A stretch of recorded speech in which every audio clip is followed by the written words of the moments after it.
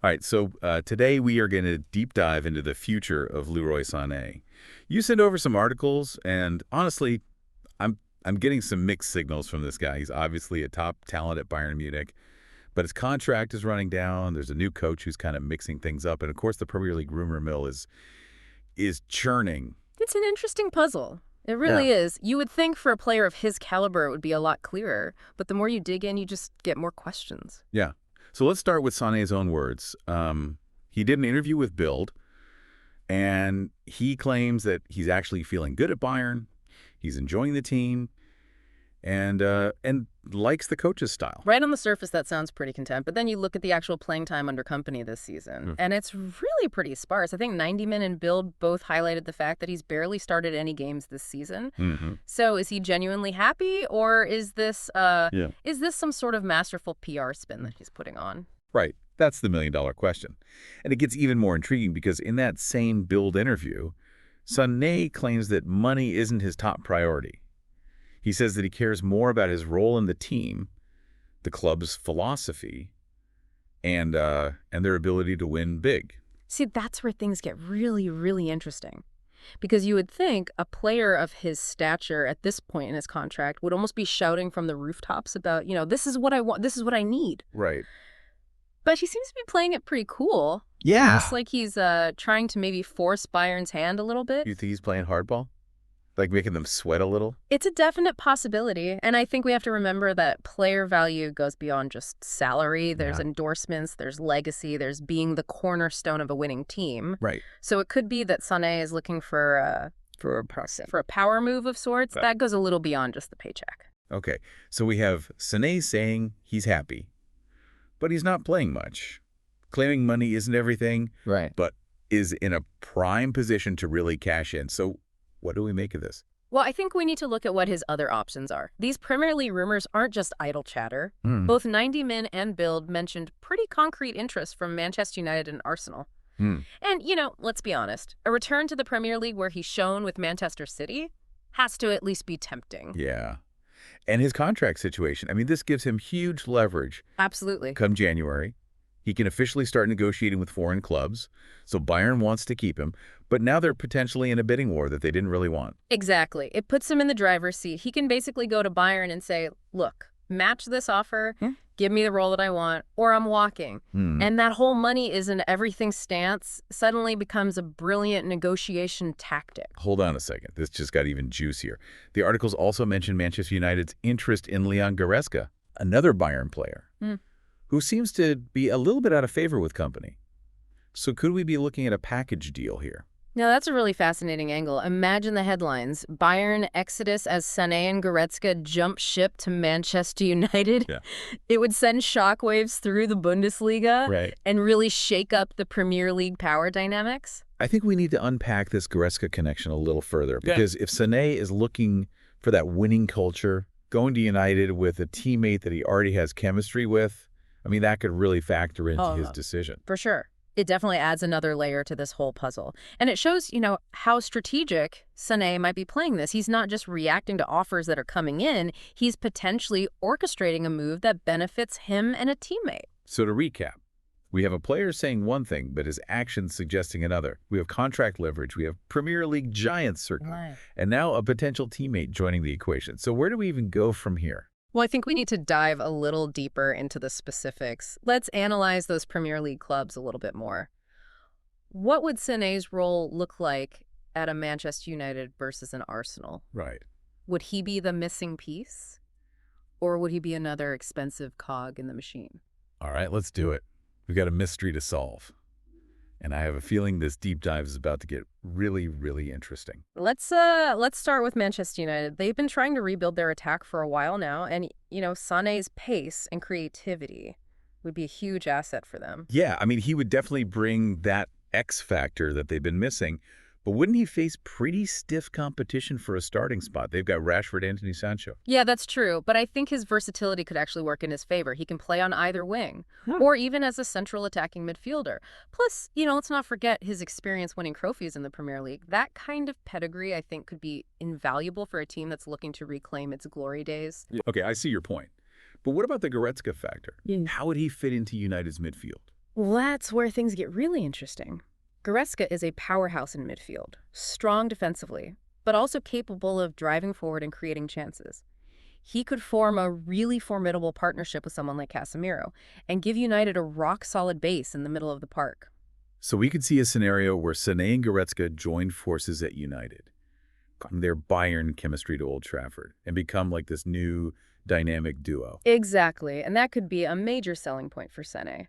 Knowing that he has a trusted teammate by his side, someone who understands his game, can help him settle in quickly, could make a move to United even more appealing. Okay, that makes a lot of sense. But what about Arsenal? How would Sané fit into their system? Well, Arsenal are known for their fluid attacking style under Arteta. Sané would slot in perfectly on that left wing, cutting inside, creating havoc for opposing defenders.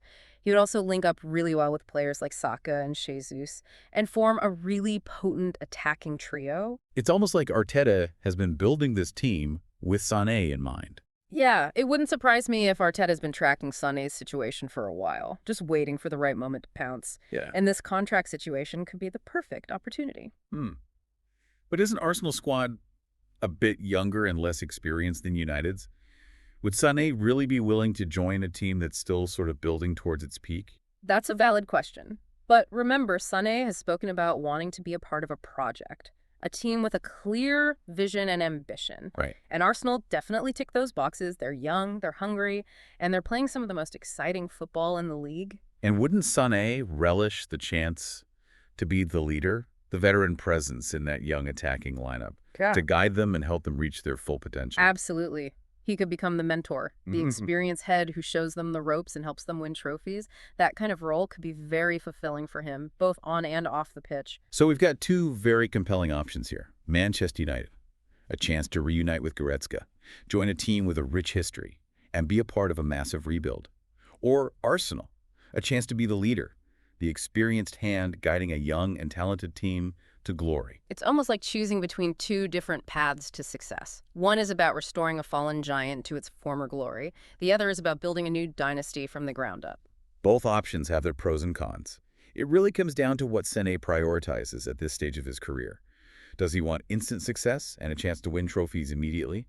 Or is he willing to be patient and be a part of a long-term project? And let's not forget about the wildcard factor. Other Premier League clubs.